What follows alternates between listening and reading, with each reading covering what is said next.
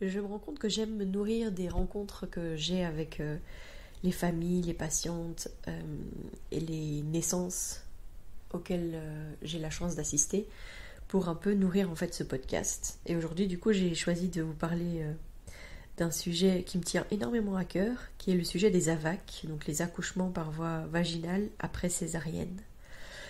Donc c'est quelque chose qui est souvent perçu comme quelque chose à risque.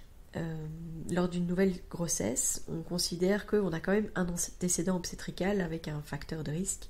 Même si on encourage potentiellement à une voix basse, il y a quand même comme une petite astérix sur le dossier. Et c'est selon les professionnels qui l'accompagneront que la femme ressentira s'il croit ou pas en elle. Avant, on disait césarienne un jour, césarienne toujours. Mais aujourd'hui, on peut dire qu'avec les techniques chirurgicales qui ont changé, que l'accouchement vaginal après césarienne est une option sûre pour la plupart des femmes. Je vais vous parler de ça aujourd'hui.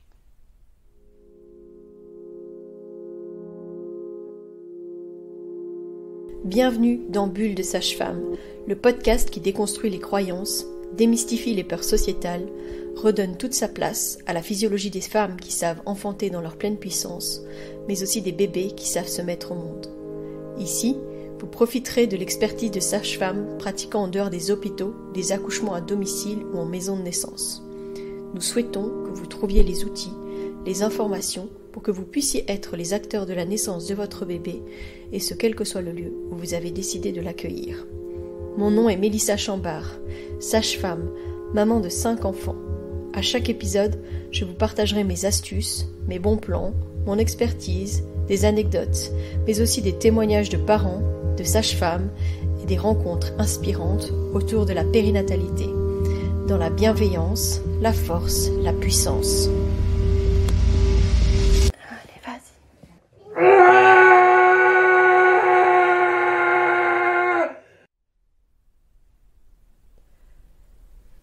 Donc dans le cas des césariennes, souvent c'est une expérience pas facile qui est due à une médicalisation, un déclenchement, une accélération du travail, la péri, parfois des attentes aussi au niveau du partogramme en fait et du déroulement de la naissance qui va amener à aboutir à une césarienne. Ça peut être aussi dû à la peur du corps médical, comme dans le cas des césariennes programmées pour siège, parce que là, la plupart du temps, c'est parce que c'est un premier bébé, qu'il est en siège, qu'on dit, l'option la plus sûre, ce serait quand même d'accoucher par césarienne. Après, il ne faut pas nier aussi les césariennes qui ont lieu pour vraiment une nécessité médicale, comme par exemple un placenta prévia, ou un bébé qui était en souffrance fœtale aiguë. Donc même si sur le moment, la césarienne, elle peut être bien vécue, ça laisse quand même souvent un goût amer. Les femmes, en tout cas quand elles attendent un nouveau bébé, elles se positionnent beaucoup et elles disent moi je suis pas sûre de vouloir ça une deuxième fois, surtout quand son projet à la base était une naissance physiologique. Alors là c'est d'autant plus difficile et ça a une importance encore plus importante. C'est une drôle de phrase que je viens de dire, mais c'est d'autant plus important pour elle d'arriver au maximum à aller vers cette voie basse. J'ai pas encore parlé de ça sur le podcast. Peut-être qu'un jour je prendrai le temps un peu de raconter les différentes naissances de mes enfants. Mais moi en étant sage-femme, pratiquant en dehors des hôpitaux, etc., tous mes bébés ne sont pas nés à domicile, comme on me demande très souvent. On me dit, et toi, tous tes bébés sont nés à domicile ou à la maison de naissance ? En fait, pas du tout. Juste pour être rapide comme ça, mon premier est né à l'hôpital, parce que mon mari n'était pas prêt, en tout cas, à l'accouchement à la maison, même si moi, c'était déjà mon envie à ce moment-là. Pour notre deuxième, j'étais à peine enceinte que là, il me disait cette fois, on le fait à la maison. Voilà. Sauf que notre petite deuxième, elle a décidé de se positionner en siège. C'est pas là que j'ai eu une césarienne, parce que si je vous dis tout ça, vous imaginez bien que c'est parce que j'ai eu une césarienne à un moment donné. Mais donc pour elle, en tout cas, j'ai réussi à trouver les professionnels qui acceptaient de nous accompagner dans le choix d'un accouchement voix basse. Donc j'ai changé d'hôpital et de praticien et tout ça en dernière minute. Mais en tout cas, j'ai accueilli ma petite Joséphine comme une déesse inca, puisqu'elle est née les pieds en premier. Notre petite Rose, ça par contre je vous en ai déjà parlé, donc ma petite troisième est née à la maison, entourée de ses frères et sœurs. Et c'est pour ma petite Catherine, en fait, que j'ai une césarienne. Alors j'ai une césarienne qui pour moi était vraiment injustifiée, que j'ai vraiment très mal vécue, avec un choc post-traumatique qui a duré des mois. Donc je peux vraiment parler de quelque chose qui a été vraiment très difficile. J'ai eu cette césarienne parce que donc j'ai commencé un accouchement à la maison, comme pour ma petite Rose, et au cours du travail, en fait, ma bébé a choisi de se positionner en siège. Passé le moment de doute, de peur, de crainte, je me rappelle avoir dit, alors que j'étais encore dans ma piscine, j'ai pas peur du siège, je l'ai déjà fait. J'ai pas peur du siège, je l'ai déjà fait. Et c'est mon 4e bébé, donc c'est bon, on peut y aller à l'hôpital, parce que voilà, ma sage-femme ne se sentait pas de rester à la maison avec ce siège inopiné. Donc on est parti à l'hôpital, et malheureusement, comme j'étais déjà assez loin dans mon travail, ma sage-femme a choisi de faire appel au SMUR, et le SMUR a refusé de nous transférer vers l'hôpital de notre choix, donc on est arrivé dans l'hôpital le plus proche de chez nous. Et là, sur place, il m'a pas fallu 5 minutes pour comprendre qu'on ne me laisserait pas accoucher comme je le souhaitais et que j'allais subir une césarienne. Je me souviens de mon mari qui, ce jour-là, est arrivé, voilà, quand je lui ai dit « ils vont pas me laisser faire, ils vont pas me laisser faire ». Et que la gynécologue qui était de garde, qui essayait de faire une échographie, disait « ah non, ça c'est sûr, pour des raisons médico-légales, on ne fera pas de voix basse, ce sera une césarienne ». Moi j'étais déjà à 8 cm de dilatation, je poussais comme une folle. J'étais un peu une femme possédée qui hurlait autant que je pouvais. En tout cas je pense que je leur ai fait peur, mais moi je me sentais tellement agressée dans ce qui se passait. Et mon mari qui lui disait vous allez pas lui faire une césarienne, elle a déjà fait un siège voix basse. Enfin, c'était assez confus. Et voilà, passer cette expérience, oui, traumatisante, vraiment, parce que pendant des mois, je me suis réveillée en sueur, en me répétant c'est pas possible, on n'a pas pu nous faire ça, parce que malheureusement, c'était pas la seule chose qui s'est passée. Il y a eu des choses assez violentes en postnatal également, qui m'ont fait quitter l'hôpital au bout du 2e jour, tellement c'était fort. Mais voilà, je pense que ça a vraiment été quelque chose de compliqué. Ce qui m'a sauvée, vraiment, en tout cas dans ma relation avec ma petite Catherine, c'est le baby moon que j'avais de toute façon décidé de m'offrir avec ce bébé, dont je vous parlerai de ça sûrement dans les semaines à venir, en tout cas de ce temps qu'on s'offre en postnatal pour créer le lien et parfois penser, voilà, un accouchement qui s'est pas bien passé. Bref, tout ça pour dire que, évidemment, pour ma petite dernière, voilà, j'avais cette étiquette d'utérus cicatriciel. J'étais en plus largement considérée comme multipare. C'était ma 6e grossesse. Et évidemment, je ne me suis entourée que des professionnels qui pouvaient croire en moi. Alors, j'ai eu la chance d'avoir des collègues qui se sont mouillés pour moi et qui ont accepté de me suivre pour un accouchement chez moi. Mais je dois avouer que moi, j'étais tellement mal avec ce qui s'était passé que j'avais même dit, si personne me suit, je pense que moi, j'accoucherai toute seule. Alors, j'étais heureuse d'avoir mes collègues avec moi.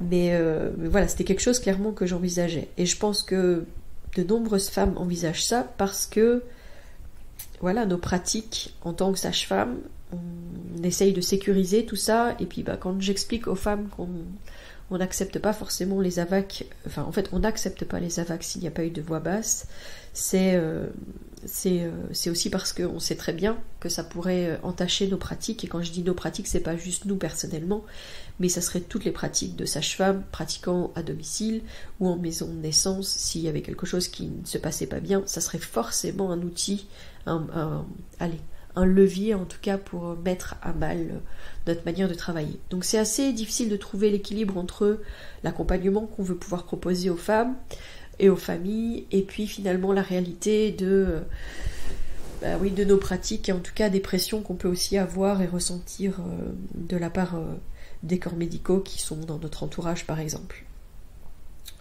Ceci étant, voilà, comme moi j'avais déjà accouché 3 fois voix basse, que ma césarienne datait de plus de 2 ans, il n'y avait pas de contre-indication en soi réelle. Enfin voilà, c'était quelque chose de relatif, on va dire. Clairement, moi j'ai vécu cette situation comme...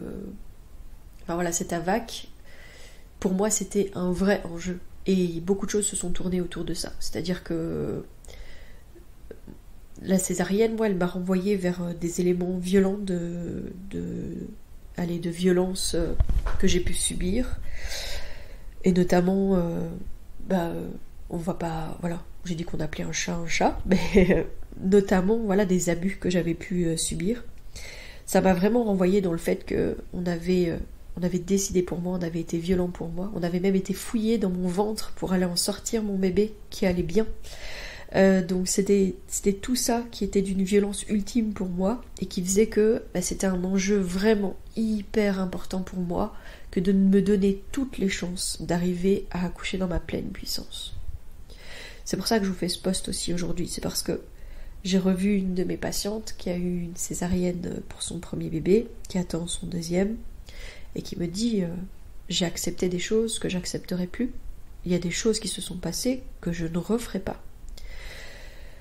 Parce que souvent, si on est accompagné par des professionnels qui sont, on va dire, dirigés par la peur, qui vont être portés par les facteurs de risque, qui vont voir les pourcentages du côté où ils veulent le voir, parce que je vais vous donner des statistiques dans ce podcast, parce que je pense que c'est important de pouvoir parfois donner des arguments pour pouvoir appuyer son souhait d'accoucher de manière naturelle après une césarienne. Mais clairement, quand on est dirigé par la peur, on peut parfois transmettre son stress à la partenaire, à le ou la partenaire, à la patiente, et on va plus facilement, ils ou elles vont accepter plus facilement à nouveau une situation qui va apporter des risques et amener plus de chances d'avoir à nouveau une césarienne. Parce que si à nouveau on se dirige vers la peur, en fait on va accepter des situations qu'on n'aurait pas acceptées normalement. Donc c'est mal calculé, parce que si on est dirigé par la peur, on va faire des interventions qui vont amener jusqu'à une césarienne, et tout ça va renforcer ce concept de risque et de besoin d'intervenir. Et c'est comme un cycle sans fin en fait. La peur engendre des interventions qui amènent à une césarienne qui fait... vous voyez, heureusement qu'on a fait ça, c'était important, parce que vous voyez, on est arrivé à devoir refaire une césarienne. Si le professionnel qui soutient la femme dans son souhait d'AVAC instaure un climat de confiance, les chances de réussite sont vraiment augmentées. Donc c'est vraiment important en tout cas de revisiter la naissance d'avant, vraiment de détricoter le déroulement. Et c'est important déjà dans ces moments-là de souligner les éléments positifs plutôt que au contraire tout ce qui a été négatif. Je pense que nous, on a un rôle clé pour justement redonner confiance aux femmes dans leur capacité à mettre au monde leur bébé. Et vraiment, c'est pas le fait de soutenir ce souhait d'accouchement par voix basse, c'est pas nier cet antécédent de césarienne.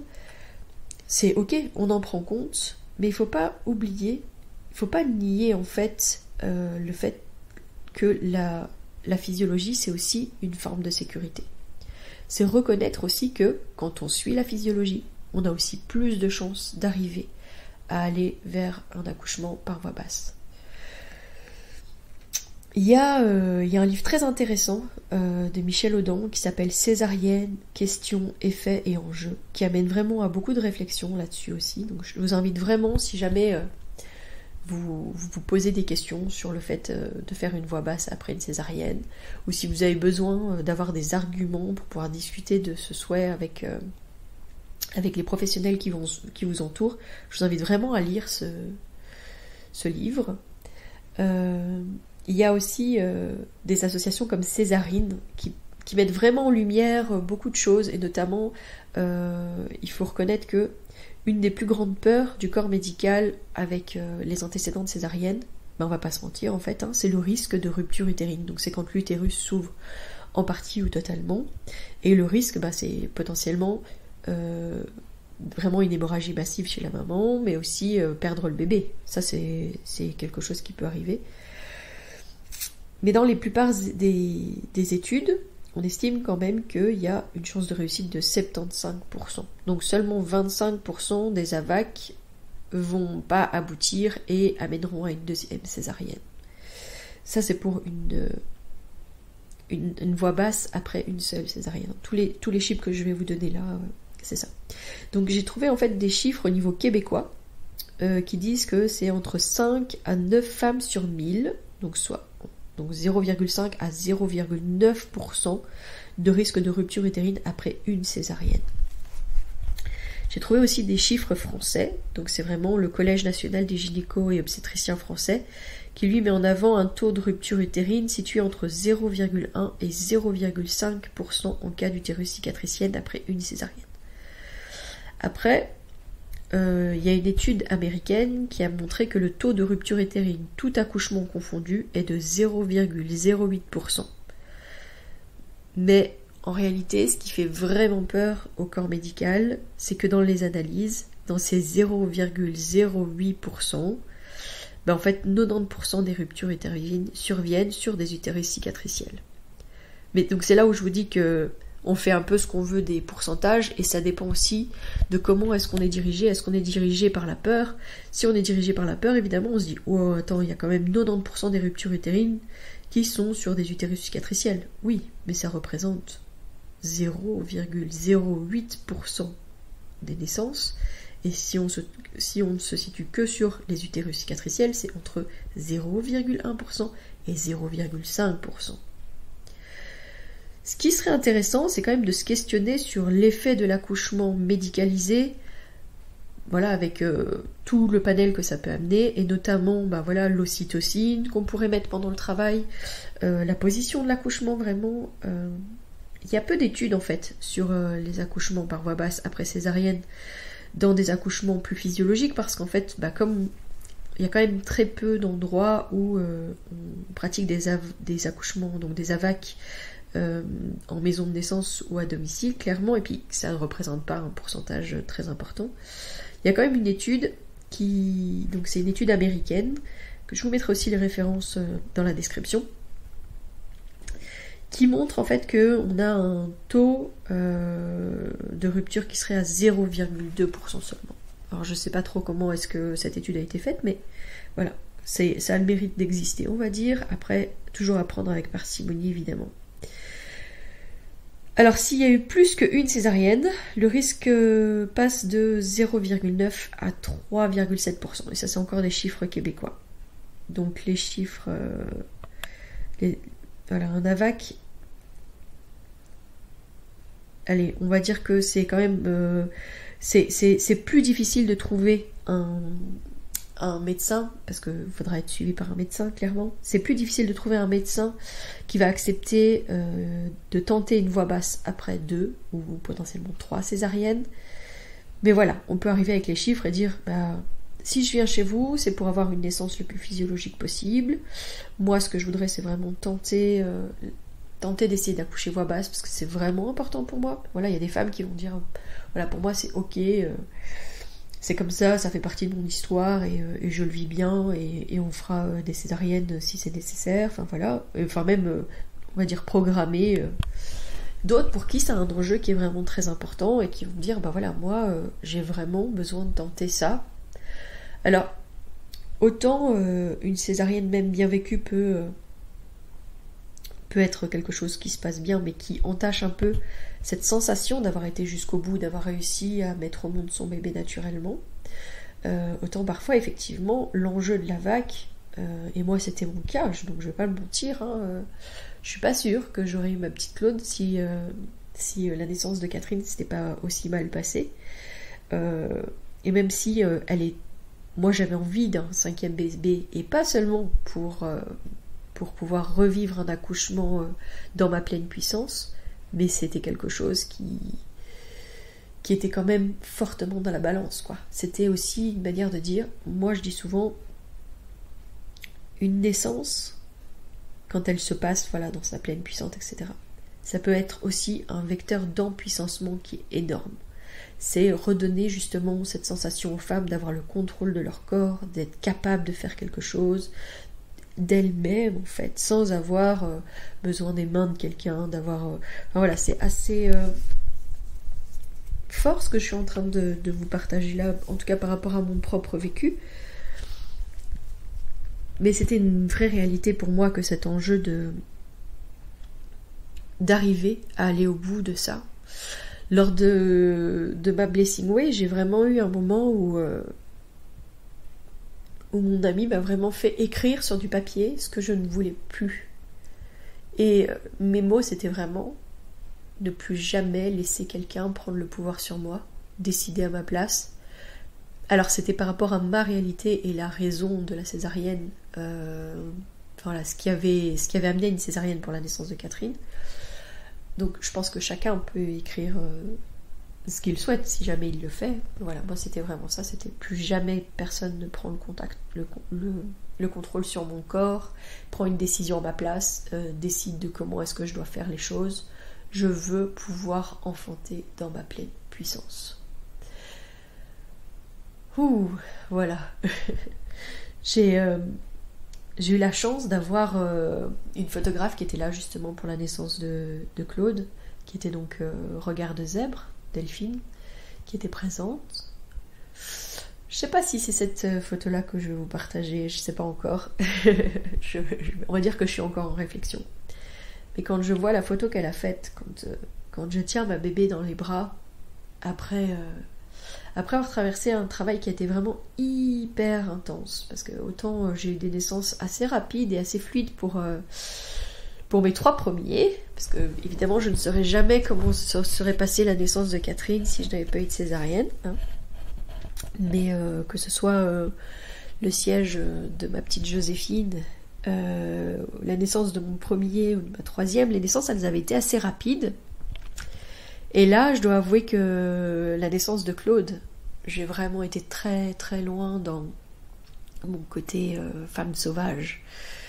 J'en parle un petit peu dans l'épisode sur la présence des aînés, où je dis en fait finalement il dormait, c'était peut-être pas plus mal, parce que j'ai vraiment pu aller au fond de moi-même, et je crois que justement j'ai été aussi réparer ce trauma qu'a été la césarienne de la naissance de Catherine. On ne reconnaît pas assez en fait ce que c'est que de vivre pleinement la naissance d'un bébé après une césarienne. Souvent on pense que c'est juste un enjeu qui tient un peu à cœur aux femmes, etc. Mais parfois ça a vraiment un impact hyper important au niveau de leur vie. Moi je pense que je serais peut-être pas en train de vous parler à ce micro si j'avais pas réussi à aller au bout de ce processus. Alors je dis ça parce que je pense que j'allais vraiment pas bien en fait après cette césarienne, en tout cas que moi je l'avais vraiment vécu très très mal, et que je me serais peut-être pas sentie assez forte pour finalement être porteuse du message que je vous parle aujourd'hui. Je suis désolée, je bégaye quand même pas mal aujourd'hui là, mais dans la réalité il est 3h du matin là. J'arrivais pas à dormir et je me suis dit allez, c'est l'opportunité d'enregistrer maintenant, parce que voilà, toute ma tribu dort et que vous entendrez pas de cris de bébé comme dans le dernier épisode.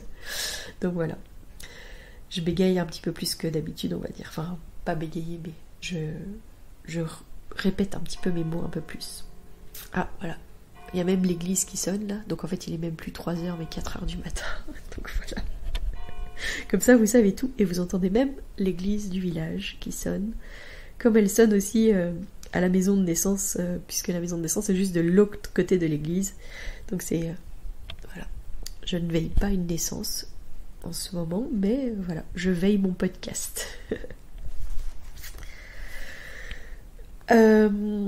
Voilà, on peut pas promettre, en fait. On peut pas du tout promettre à une femme qui veut un AVAC qu'elle va y arriver. Mais en se basant sur la confiance, on va lui permettre de vivre au mieux le processus de l'enfantement.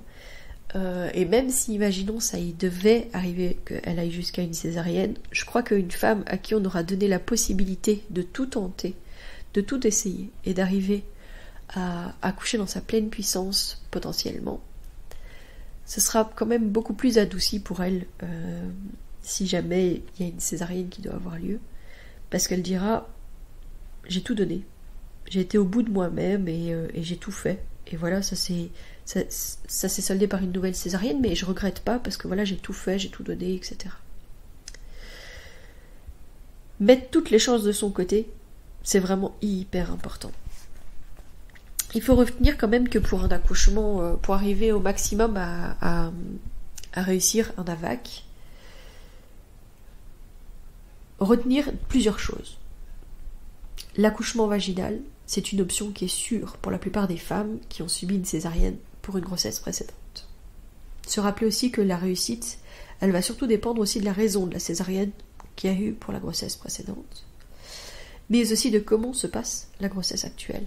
Clairement, ça aura un impact. Avoir des professionnels qui croient en votre souhait d'accoucher par voie basse, ça, c'est vraiment hyper important. Ce que vous devez vraiment entendre, c'est, pour mettre toutes les chances de votre côté, vous devez être motivé. Avoir un médecin, une sage-femme favorable à l'accouchement voie basse après césarienne. Clairement, pas avoir un professionnel qui est dirigé par la peur, qui vous dit « oh, peut-être, mais vous savez quand même le risque, etc. » Non, no way, ça vous changez. Vous trouvez un autre professionnel pour vous accompagner. Il y en a qui croient en vous, et donc cherchez autour de vous, vous verrez. Être accompagné, soutenu pendant le travail, ça c'est super important. Justement d'avoir un professionnel qui croit en vous, mais qui en plus peut être présent près de vous, ça va vraiment augmenter vos chances, vos risques. Ça va vraiment augmenter vos chances d'aller jusqu'au bout, parce que quand vous allez avoir peur, quand vous allez désespérer, quand justement ces petites graines de peur et de stress qu'on a pu vous transmettre pendant la grossesse vont potentiellement un peu germer à ce moment-là, mais d'avoir quelqu'un qui va avoir confiance en vous, qui va vous remettre dans la confiance, dans l'amour, ça va beaucoup vous aider. Donc c'est pour ça que c'est important aussi que votre partenaire croit en votre choix d'accoucher par voie basse. C'est important de changer souvent de position, d'aider au maximum son bébé, de se mobiliser, et donc, évidemment, d'éviter la péridurale au maximum. Et ça marchera si vous êtes suivi par quelqu'un qui croit en votre travail, qui vous accompagne pendant votre travail. Ça va vous aider à éviter la péridurale. Avoir la possibilité d'accoucher dans la position de son choix avec la gravité comme amie, ça va aussi beaucoup influencer le fait que vous arriverez à accoucher par voie basse. Voilà, j'espère que cet épisode vous a plu. J'ai vraiment très envie d'entendre vos histoires, d'échanger avec vous par rapport à cet enjeu de l'accouchement par voie basse après césarienne, parce que je sais pas si on en parle vraiment beaucoup. Mais voilà, moi j'ai vraiment très envie d'avoir votre opinion sur ça, et donc je vous invite à échanger et peut-être à réseauter avec des gens autour de vous, peut-être avec des personnes qui pourront vous soutenir. Voilà, je vous donne rendez-vous la semaine prochaine. Je voulais surtout vous rappeler aussi notre salon bien-être notre salon Naître et Grandir en Douceur, qui a donc lieu les 15 et 16 avril à Senef. On a créé des pages, notamment Instagram, spécifiquement pour parler de notre salon. Donc voilà, n'hésitez pas à aller voir. Il y a aussi notre événement qui est partagé sur notre groupe Facebook, sur notre page Facebook. Donc n'hésitez pas à le partager. Venez nous rendre visite ce jour-là. On est encore en plein préparatif, mais ça va être tellement génial. Faisons rayonner notre petite maison de naissance, faisons rayonner tous ces petits indépendants, ces petits artisans, toutes ces structures, ces associations qui gravitent autour des familles, pour accueillir en douceur les adultes de demain. Si vous souhaitez échanger à propos des différents sujets abordés dans ce podcast, vous pouvez interagir sur les posts dédiés à chaque épisode sur nos réseaux sociaux Facebook et Instagram. Vous pouvez également me joindre par email à melissa.chambard@gmail.com. Je serai également ravie de collaborer avec vous, que ce soit pour un témoignage, une rencontre ou pour savoir quel sujet vous intéresserait à l'avenir. Je vous invite à vous abonner pour ne rien louper des prochains épisodes, mettre des étoiles, des commentaires et surtout à partager pour faire rayonner, voyager ce podcast, pour démystifier l'accouchement en dehors de l'hôpital, parler de ses suivis, de ses naissances et continuer à accueillir en douceur les adultes de demain.